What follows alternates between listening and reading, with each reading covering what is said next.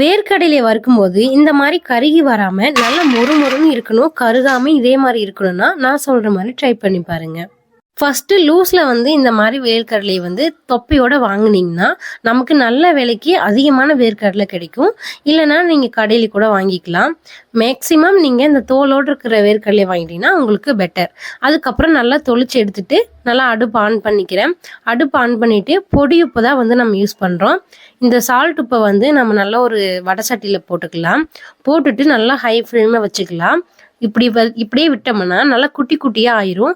So கிளறி விட்டுட்டே இருந்தோம்னா ஒரு மணல் மாதிரி தனித்தனியே பிரிஞ்சு வந்திருக்கும். இப்போ பார்த்தீங்கன்னா லைட்டாக ஒட்டிட்டு இருக்குதா? இப்போ பாருங்க, நான் எடுத்தா அப்படியே மணலா அப்படி கீழே வருதா? இந்த பக்கத்துக்கு வந்துடணும்.